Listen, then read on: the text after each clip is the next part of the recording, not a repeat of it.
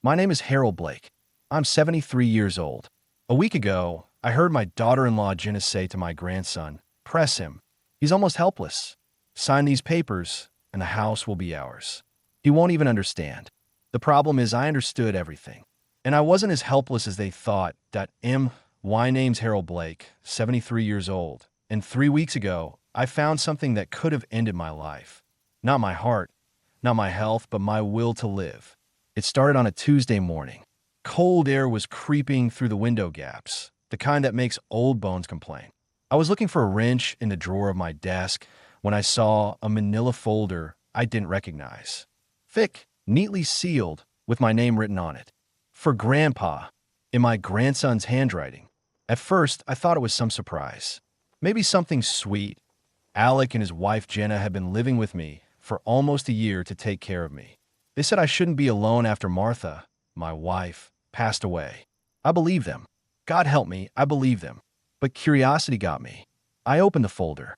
Inside were papers with my name printed across the top in bold letters. Transfer of property rights. The words blurred for a second. I took off my glasses, cleaned them, and read again.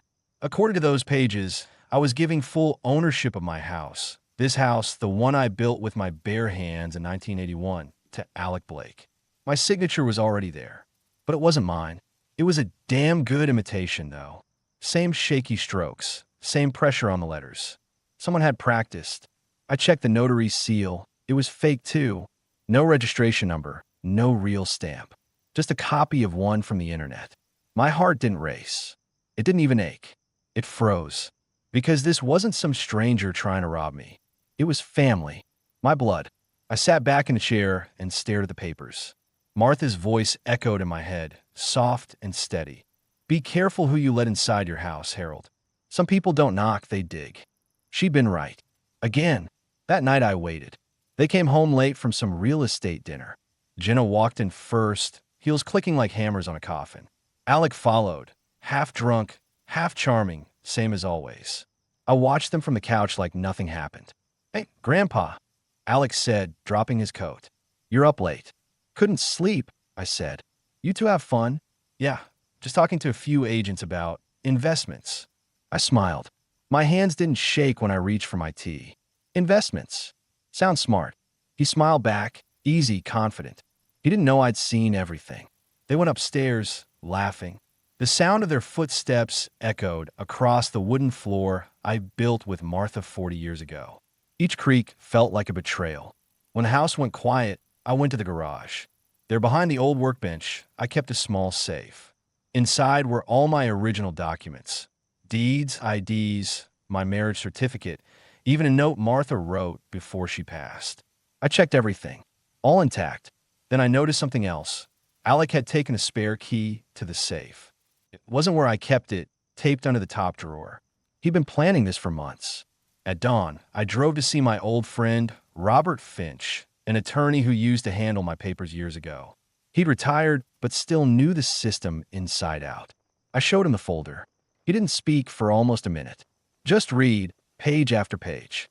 Then he looked up and said quietly, "Harold, if you'd signed this, you'd have nothing left. They could have sold your house the same day." I nodded. "They almost did. You want to press charges?" "No," I said. "Not yet." Robert studied me. "Then what do you want to do?" "Teach them a lesson they'll never forget." That's the moment the plan started. For the next week, I played the same role they thought I was: weak, confused, grateful. I asked Alec for help with bills, pretended to misplace my keys, even let Jenna pick my groceries. Every act of kindness was a mask they wore, and I let them wear it proudly. But behind the scenes, I was meeting people: the bank manager, a notary, a real estate agent who specialized in quiet, off-market sales. I told them I wanted to move, somewhere peaceful, away from the coast. I didn't tell them why. By Friday, the house was listed under a private sale agreement. Robert handled everything through his old contacts. I offered a price that would make buyers sign fast, and they did. 2 days later, a retired couple from Denver bought it outright. The transaction was legal, final, and invisible. While Alec and Jenna were busy planning my signature day, my house was already gone. That Saturday, Over breakfast, Jenna said with that sugary voice she uses when she wants something, Harold, we were thinking it might be safer if we help manage your estate. You know, take care of the documents and such. You shouldn't have to worry about those things. Estate, huh? I said, stirring my coffee. That's kind of you. Why don't you bring me those papers tonight? I'll look them over. Her smile tightened for a second. Of course, Grandpa. I could almost hear the gears in her head turning.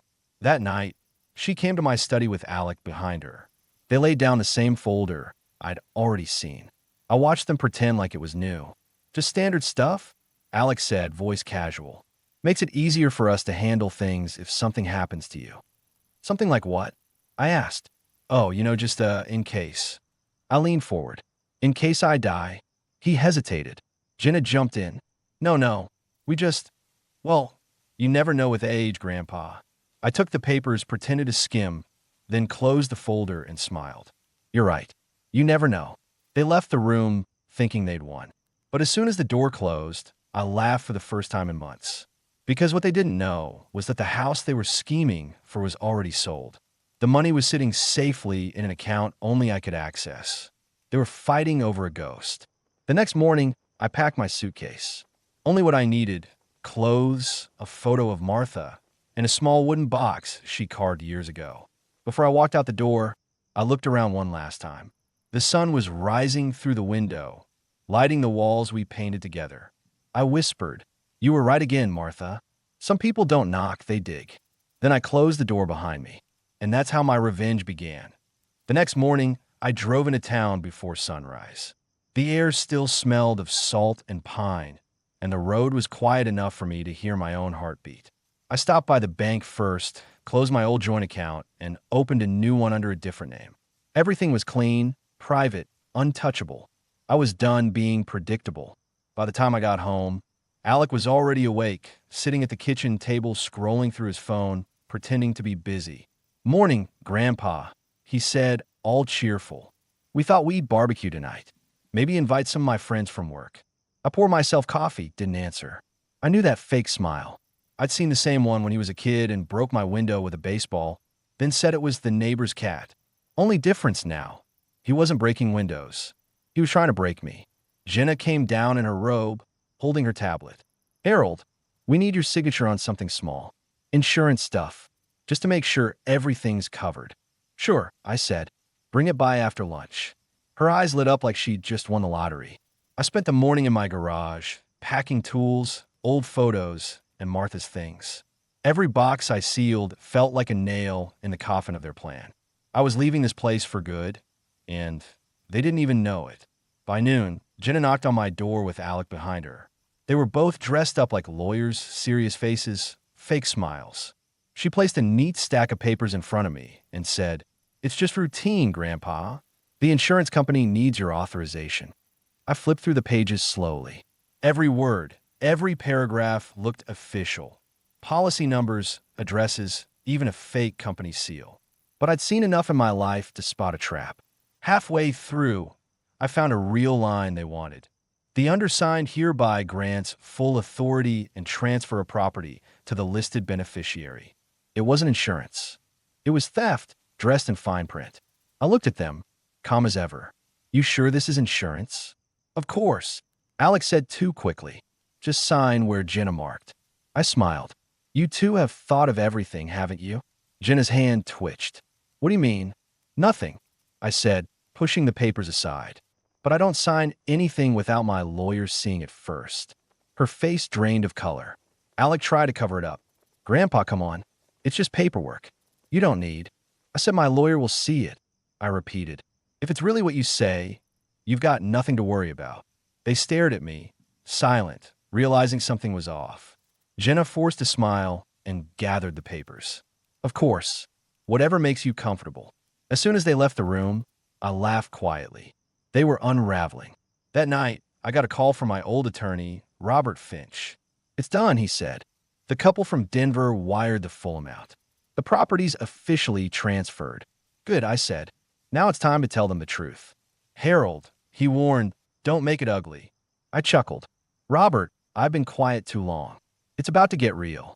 The next evening, Alec invited me for dinner in my own kitchen. He cooked steaks, opened a bottle of wine, my wine of course, and talked nonstop about how family means everything. I let him ramble. Halfway through dinner, Jenna brought up the topic again. Grandpa, did your lawyer look at the papers? He did, I said. He said they were interesting.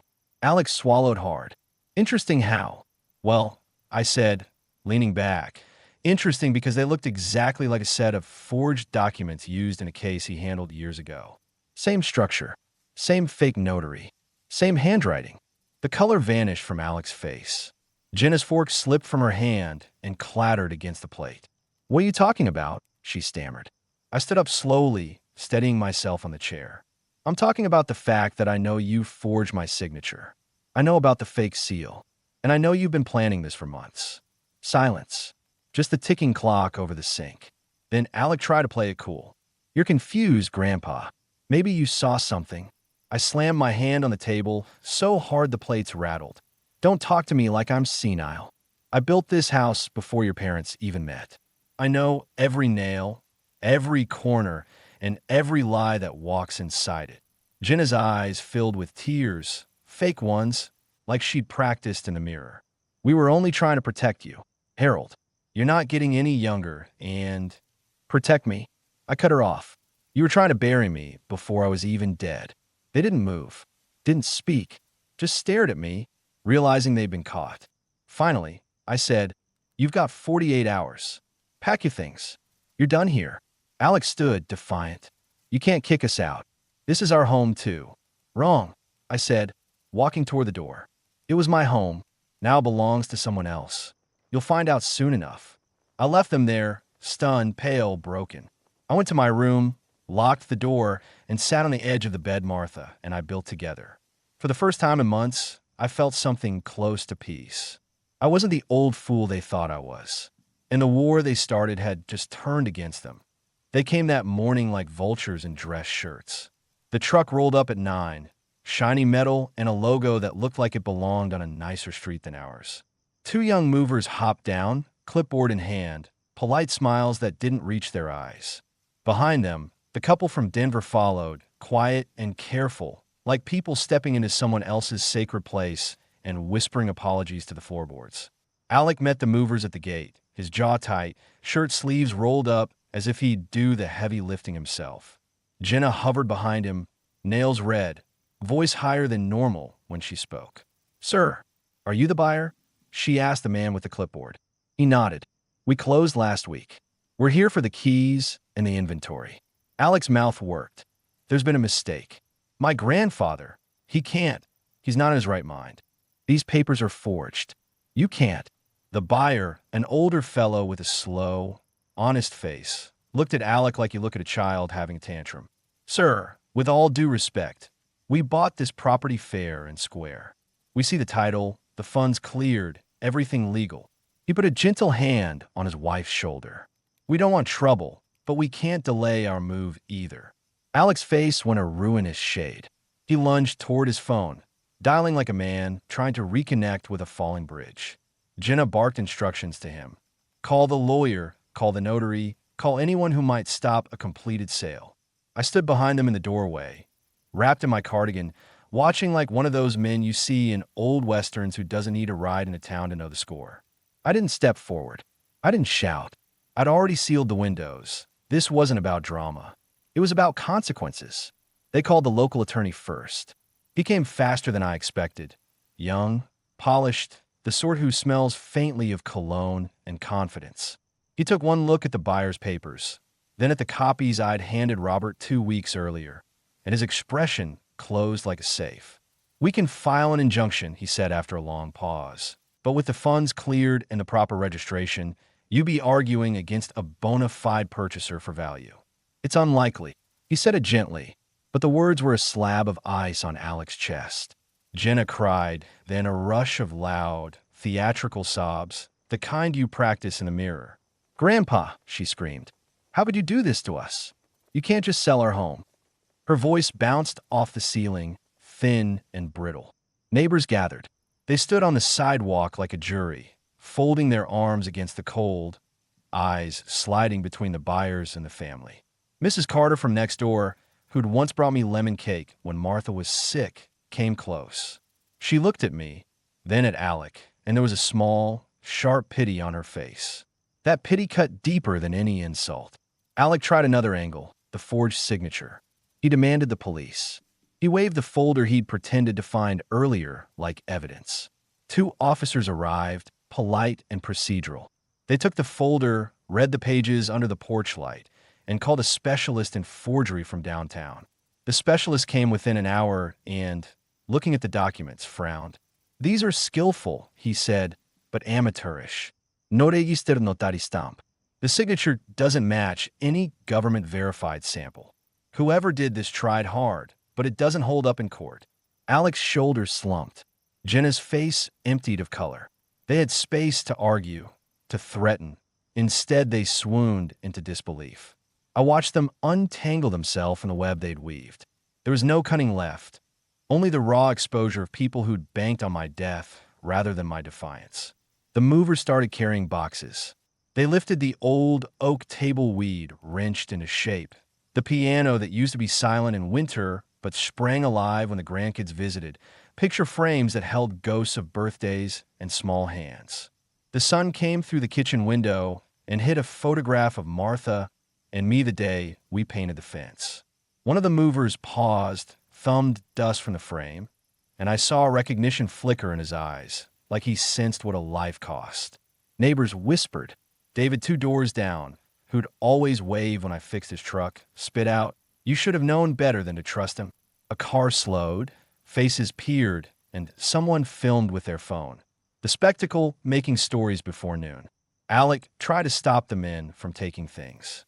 He stepped in their path, voice loud and pleading. "You can't. This is our family stuff." A mover looked at him, patient and unamused. "Sir, we're contracted by the new owner. We can't be held responsible." He moved Alec aside gently but firmly. Jenna grabbed a vase, threw herself onto the floor, and wailed like the world was ending. The scene might have been tragic if it weren't so nakedly greedy. It was theater, and I'd be damned if I let them perform in my final act. At one point, Daniel, my old friend the attorney, came by. He had copies of the wire transfer receipts, the clearances from the title office, witness affidavits confirming my intent to sell. He walked through the house, head bowed, then stopped in the hallway where the wallpaper peeled like old skin. He looked at Alec and Jenna and said, quietly, "You had your chance to do right. You chose otherwise." I didn't relish their humiliation. I did not bounce with sweet triumph, but I felt something that wasn't exactly relief, more like a settling, like soil finding its place around the roots. I felt steadier. When the last box was loaded and the movers backed the truck down the drive, Alex stood at the gate like a man left without a country. Jenna clung to him, tears raw now and real, not the rehearsed acid of the morning. A neighbor crossed the street, set a jar of flowers at the foot of the driveway, and turned away without a word. Alec finally spoke, voice small. "Grandpa, please." "We can," he couldn't finish. There were no more plans to rescue him. I stepped forward then, into the open, and the hush that fell wasn't the hush of an execution. It was the hush of a verdict read aloud. "You wanted me gone," I said. "You waited for me to die to take what I work for. You'd have thrown my life away for a few square feet of land." I kept my voice level, steady as the ocean some miles beyond the hill. Jenna sobbed. We didn't mean, but the words dissolved in the wind. The buyers gave me a small nod as they climbed into their car, the piano covered with a blanket in the back of the truck. The woman reached out and, for a second, held my hand as the movers closed the van doors. "We'll take good care of this place," she said softly. "It looks like it was loved. Maybe it was. Maybe that's the point. Loved or not. I had chosen who would be its next guardians. I'd let someone in who would keep the wood warm and the garden alive, someone who saw value beyond a ledger." After they drove away, Alec and Jenna walked back into the empty house like ghosts in a building they no longer owned. They stood in the kitchen, looking at the bare walls, and I felt the years compress. All the little sacrifices and the late nights and the work and the holidays collected into one long, silent accusation. You can try to hurt me by stealing my things, I thought, but you can't steal the decisions I make about my life. You can't manufacture dignity with a forged stamp. They left that afternoon. They packed what they could into a rusted sedan. The town watched them go. A few people clucked their tongues and said, "Some folks, eh?" The house on the corner was quieter, emptier, and somehow more honest. I locked the door behind them. For a moment, I stood on the porch, hands on the worn wood, and listened to the echo of the truck's tailpipe fade. Then I closed the gate. That night, I sat with Robert at the small diner down the street, the coffee hot and bitter and honest. He slid a small envelope across the table with a grin that didn't quite hide his relief. "You did good," he said. "You did what a lot of men wouldn't even consider doing." I thought about the piano in the truck, about the buyer's little hands, about the neighbors who'd watched like possible jurors of my fate. I also thought of the price I'd paid, closing the door on a life built with a woman who no longer walked beside me. The cost was heavy, but so was the alternative. The next morning, I started making calls. There were places to see, boxes to move, cabs to book. The mountain cottages I'd visited a month ago had a vacancy still. I told myself 100 times that peace was the point. No spectacle, no hidden motives. Just clean air and honest neighbors.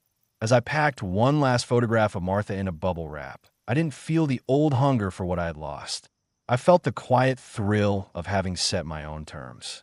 I had taken back the narrative of my final years. Outside, Alex's headlights disappeared down the lane. Jenna called twice before they left, each time with a voice I barely recognized. I let them ring out. I didn't want to be part of their pleading. When the house stood empty, when echoes finally settled into the corners, I closed the front door and carried one small box to the truck. The movers had taken most things, but what mattered came with me. A worn apron, a hammer with its handle chewed by years of use, and the photo of a woman whose eyes had anchored me for 50 years. I drove away before noon, not because I had nowhere to go, but because I had chosen where to go. The road to the Sierras unspooled ahead of me like a line I'd finally decided to follow. And in the rearview mirror, the house grew smaller until it was a white dot tucked between two pines, still full of memories and, ironically, free at last. The road to the Sierras was long and quiet, just the way I wanted it. The further I drove from the coast, the lighter my chest felt, like I'd peeled off a life that didn't fit anymore. I had the windows cracked, the old radio humming a Johnny Cash tune, and a thermos of black coffee that tasted like freedom. I arrived at the cabin by late afternoon. Small, clean, nothing fancy, but it had a porch that faced the mountains and silence thick enough to hear yourself think. No doorbell, no footsteps overhead, no voices behind my back. Just wind in the trees and birds too busy living to bother with anyone's business. The caretaker, a man named Eli, met me at the gravel path with a handshake like he meant it. 60-something, former firefighter, beard like steel wool. "You Harold?" "That's me." He gave a firm nod. "Welcome. Place is yours. Nobody bothers nobody out here. You want help, you ask. You want quiet, you get it." I unloaded my things, just a few boxes, some tools, the carved wooden box with Martha's things. The essentials. No photos of Jenna. No trace of Alec. I'd left the ashes of that version of my life in the city, and I had no plans to dig through them again. That night, I sat on the porch with a chipped mug of tea and watched the sun bleed behind the mountains. For the first time in years, I didn't feel watched. I didn't feel like prey. I wasn't Grandpa, the dying man with a house to inherit. I was Harold Blake, a man with calloused hands, a spine that still stood straight, and no more tolerance for snakes in the living room. The next morning, I met some of the others. A woman named Nancy, 71, used to be a jazz pianist, wears red scarves and says what she thinks. There's Calvin and Ruth, a couple from Montana, both widowed, both remarried, both laugh at everything like they've seen worse and survived it. But the one I found myself talking to the most was Eli. We shared coffee in the early hours and talked in the way old men do. Slow, simple sentences with truths underneath. He told me about the fire that ended his career, the daughter who stopped calling after he refused to sign over his land. I told him just enough to let him know I understood. "No one steals from you unless you let," he said one morning, puffing on his pipe. "Family don't mean much if they treat you like a wallet with legs." I nodded. That's the damn truth. Weeks passed like that. Hikes in the early morning, meals shared with strangers who felt more like kin than those with my blood. I started fixing things around the complex. Squeaky doors, loose planks, busted faucets. Word got around that the new guy knew how to use his hands. And I liked it. I liked waking up with something useful to do. But the peace didn't last forever. It never does. One Thursday, about a month after I'd moved in, a letter arrived. No return address. Just my name, written too neat to be real. I opened it on the porch, slow. Inside was a single sheet of paper. Printed. Cold. Grandpa, we're sorry. We made a mistake. Please call us. We want to talk. Alec and Jenna. I stared at the page. Not a single word about what they did, just vague regret. No apology. No ownership. Just desperation dressed in cheap language. I folded it, didn't rip it, didn't burn it. Just slipped it back in the envelope and dropped it in the drawer of the old cabinet by the fireplace. I wasn't ready to respond. Might never be. That night, as stars spilled across the sky, I sat with Eli again. They wrote me, I said. He nodded like he already knew. They always do. When the dust settles and they realize you ain't bleeding money anymore, they start feeling things. Regret. He smiled bitter. Regret you got away before they finished feeding. I didn't sleep much. Memories crawled in like bugs under a door. Not of the betrayal, but of Martha. Her laughter in the kitchen, the way she'd hum when watering plants, her hands always busy, always giving. She would have hated seeing what Alec became, but she'd be proud of what I did. The next morning, I wrote something of my own. Alec, you didn't make a mistake. You made a choice. There's a difference. HB. I didn't send it. I didn't have to. Writing it was enough. That weekend, the mountains got their first snow. The air sharpened. I chopped wood for the fireplace, humming like Martha used to, and made a stew that filled the cabin with something close to home. Nancy came by with a chessboard. I let her win mostly. Ruth brought fresh bread. Eli fixed my porch light, even though I told him not to. These weren't people who wanted anything from me. They weren't waiting for my signature or my will. They were just here, real. And for the first time in a long time, I felt alive in the present, not dragged down by the weight of memory or the sharpness of betrayal. Just a man in a small house, surrounded by people who didn't expect anything except maybe a good story and a second helping. A week later, Alec called. I didn't answer. Instead, I went outside, looked up at the stars, and said aloud, "This cabin isn't mine because I bought it. It's mine because I earned the right to live without fear." And I wasn't giving that up for anyone that it was a quiet Monday. The kind where the trees don't even bother moving and the wind holds its breath. I was sanding an old bench out on the porch, oil-stained hands, coffee cup balanced on the rail, mind blank. Peace. Until I heard the gravel crunch under unfamiliar tires. Not a delivery truck. Not Eli's beat-up Ford. Something newer. Softer. Hesitant. I looked up and time slowed. It was Alec's car. He pulled in slow like he thought I might run. Like I hadn't been waiting for this moment ever since I burned the bridge and threw the ashes in their faces. He stepped out first. Clean shaven. No sunglasses this time. Eyes raw and red. Then the passenger door opened and out came Jenna. She looked smaller. Not just thinner. Smaller, like someone who'd been carrying too much shame and not enough soul. They didn't speak at first. Just stood there like trespassers caught red-handed. Jenna's hands trembled. Alec looked at the ground. I didn't move from my bench. Alec cleared his throat. "Grandpa, I know we should have called. We just didn't think you'd answer. You were right." Silence. A hard one. "I know you don't owe us a second of your time," Jenna said. "But we had to come. We needed to look you in the eye." I let the sandpaper rest on my knee. "Then look." Alec stepped closer. "What we did, there's no excuse. I've tried to come up with one. I've told myself we were desperate, that we were stupid, that we didn't know what we were doing. But none of that's true." He looked up, eyes wet, voice shaking. "We knew exactly what we were doing." Jenna nodded. We sat at the kitchen table, drew it up, planned it like a business deal. Every fake smile, every offer to help, all calculated. She covered her face. "I hate the people we became." I didn't speak. Let them feel it. Let the silence dig deep. Alec wiped his eyes. "We lost everything, Grandpa. Not the house, you. We lost you. And the worst part is we deserved it. That hit something, a tiny fracture deep in the wall I'd built. Not forgiveness, not even sympathy, just truth. I stood up slow, looked him straight in the eyes. You wanted my signature more than my time. You plotted over my grave while I was still drinking coffee at the same table with you. Do you have any idea what that does to a man? They both nodded. Alex said, I wake up every day wishing I could undo it. Not for the house, for what we ruined. We're not here to ask for anything, Jenna added. We're not trying to get back in your will. We just wanted to say it, to admit it. For a moment, I thought about Martha. What she'd say if she were rocking beside me now. She'd probably remind me that you don't choose your family, but you do choose how long you bleed for them. I crossed my arms. You rehearsed that on the way here? Alex smiled sadly. Twice. I let the silence stretch again. Measured.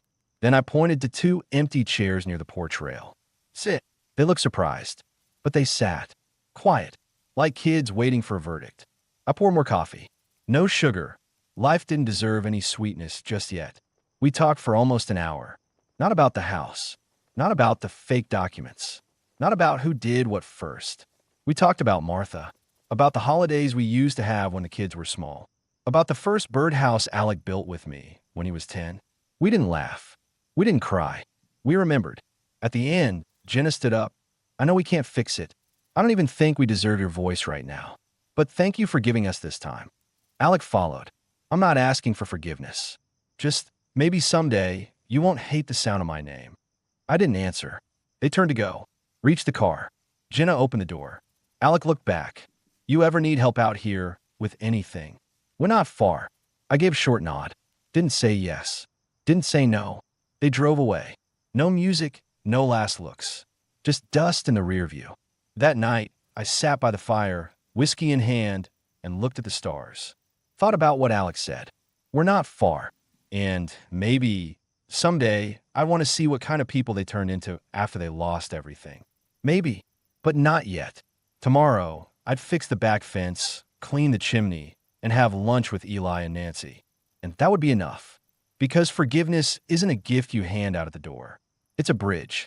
And some people have to build it plank by plank from your side to theirs without knowing if you'll ever walk across IT. IT came on a Thursday. No warning. No return address. Just my full name, handwritten in tight cursive on the envelope. The kind of handwriting you don't see anymore. Neat. Slow. Like every letter mattered. I almost didn't open it. I'd had enough of letters lately. Apologies, explanations, veiled manipulations. But something in the way this one felt, the weight of the paper, the ink bleeding ever so slightly at the edges, made me pause. I took it inside, sat at the kitchen table, poured black coffee, and slid it open with the same old pocket knife I used to carve Martha's initials into the oak tree out back. The first word hit me like a shovel to the chest. Harold. Nobody called me that anymore. Not even the bank. Not the neighbors. Not Alec. Everyone said Grandpa. Old man, Mr. Blake. But Harold? It was her. Martha. My hand stopped shaking when I saw the signature at the bottom. That familiar curl of the M. The loop in the H. She'd written this before she passed. The date in the top corner? Almost 3 years ago. How it took this long to get to me, I didn't know. But the universe has its own way of timing things. Sometimes, it waits until you're strong enough to hear the truth. I read slowly. If you're reading this, it means I'm gone. I've never believed in perfect timing, but I believe in right timing. And I have a feeling you'll read this exactly when you're meant to. I know you, Harold. You'll hold everything together, even when you're falling apart. You'll try to make sense of nonsense. You'll give grace to people who haven't earned it, because you think that's what a man does. But I need to tell you something you won't want to hear. I stopped reading. The air in the cabin shifted. The fire in the stove cracked like it was listening. I kept reading. Alec and Jenna, they loved you. Once, before money blurred their vision. Before fear made them selfish. I don't excuse what they might do, or say, or try. But I saw it coming, and I didn't say anything. Because I thought you could handle it. Because I didn't want to believe our family could be so cruel. But mostly because I was scared. Scared that if I said it aloud, it would make it real. And I wanted to keep your heart whole for as long as I could. I stared at the page. my knuckles white around the edge of the table. She knew, years ago, before the papers, before the fake signatures, before the betrayal, she knew. You have a strength that terrifies people who don't understand it. You won't yell. You won't curse. But when you walk away, you never come back. That's what I admired most about you. But it's also what I feared. That if they ever hurt you enough, you'd disappear so deep into yourself that no one could reach you. So I'm asking you something selfish. Don't let bitterness finish the story we started. I blinked. The words blurred. My throat burned. Let people earn their way back in, yes. Make them prove they're worth your peace. But don't build a life so quiet that nobody dares knock again. You build a life with your bare hands, Harold. Not just walls and floors, values. Kindness. Trust. Don't bury that now. I'll be gone when you read this, but know this one thing. I loved you every day, even the hard ones. Especially the hard ones. Keep the porch light on. Maybe not for them, but for you. M. I folded the letter, set it gently on the table. Then I cried. Not loud, not broken, just a quiet, steady unraveling, like the last not finally loosened. I sat in silence for almost an hour. No distractions. No need to run from the weight of what she'd said. She'd known. She'd seen it coming and said nothing to protect me. The same way I'd said nothing when I started suspecting Alec and Jenna's little side meetings. The way we both tiptoed around a truth that should have been dragged into the sunlight years ago. But more than that, she still believed in me. Even from the grave, she was asking me not to become cold, not to shut the door forever. That night, I took out the old lamp Martha used to keep by the porch, the one with the green glass shade and the little hummingbird switch. I rewired it, polished the base, and placed it near the front window. I turned it on. It wasn't for Alec, or Jenna, or anyone else. It was for me. So I'd remember not to build a fortress around my pain. So I'd stop surviving and start living again. So if one day, maybe not tomorrow, maybe not this year, someone worthy came knocking, I wouldn't pretend I wasn't home, that IT happened on the last day of September. The air had shifted, crisper, clearer. That kind of cold that doesn't bite, just reminds you that the year is winding down, and so are all the excuses to hold on to things that no longer serve you. I had just come back from the woodshed, carrying 2 thick logs for the fire, when I saw the shape through the front window. Alec, alone this time. He didn't knock right away. He stood there, hands in his pockets, rocking on his heels like he didn't know whether he'd come to fight, beg, or just finally let go. I opened the door before he had the courage to try. You're early, I said. He blinked. Early. For the apology you still haven't figured out how to give. He gave a half laugh, then nodded. That's fair. I stepped aside, didn't invite him in, just let the space speak for itself. If he wanted to earn it, he'd have to step into it on his own. He did. I led him to the kitchen table. The same table where Martha used to lay out blueberry pies on Sundays. The same table Alec had once drawn on with crayon and later tried to sell out from under me. He sat. Same crooked posture, but this time, no false confidence. He looked older than he did a month ago. Less sure. More human. I didn't come to ask for anything, he said. I'm not here for a second chance. I know what we did, and I'm not going to pretend it wasn't evil. I stayed quiet. He looked around the cabin.